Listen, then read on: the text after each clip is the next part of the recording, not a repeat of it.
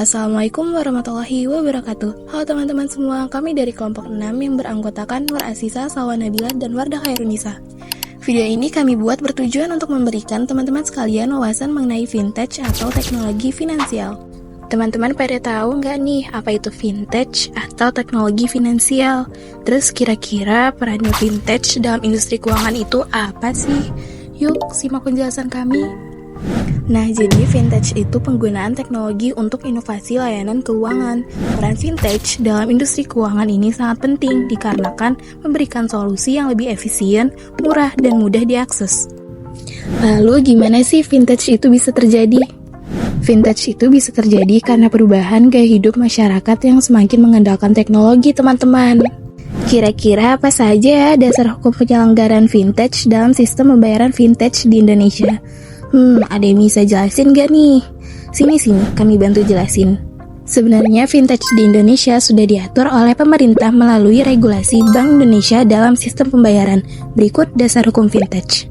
Surat Edaran Bank Indonesia Nomor 18/22 DKSP tentang penyelenggaraan layanan keuangan digital.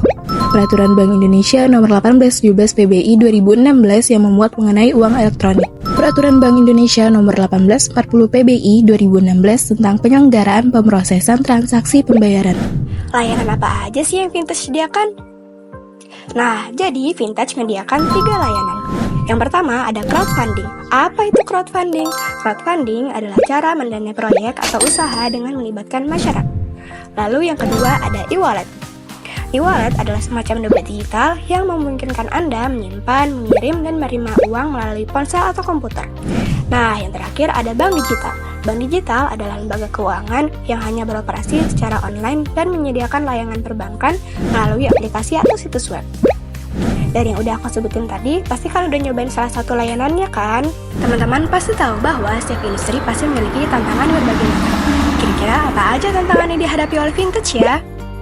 Tantangan yang pertama pastinya menjaga pengguna tetap menggunakan produk dan meningkatkan pengalaman pengguna. Berikutnya, tantangan mematuhi kebijakan atau peraturan yang mengatur aktivitas tertentu. Kemudian, tantangan kemampuan dan keterampilan sumber daya manusia yang masih perlu ditingkatkan. Lalu, tantangan tingkat pengetahuan dan keterampilan dalam menggunakan produk digital yang masih kurang di masyarakat. Terus gimana cara vintage mempengaruhi industri keuangan tradisional? Jadi vintage ini membuat bank-bank tradisional harus berinovasi teman-teman dan juga meningkatkan layanan dan menurunkan biaya agar tetap kompetitif serta memberikan akses keuangan yang lebih luas. Terus gimana vintage mengubah transaksi internasional?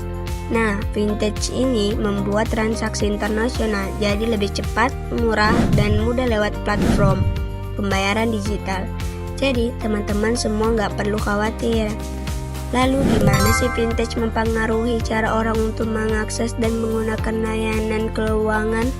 Dengan cara membuat akses ke layanan keuangan jadi lebih mudah dan cepat lewat platform digital teman-teman. Dan juga mengurangi ketergantungan pada bank tradisional dan menawarkan solusi yang lebih fleksibel sesuai kebutuhan masyarakat. Gimana nih teman-teman? Kalian jadi makan familiar kan pastinya dengan vintage? Oke, kalau gitu, thank you teman-teman sudah dengerin video pembelajaran kita. See you next time.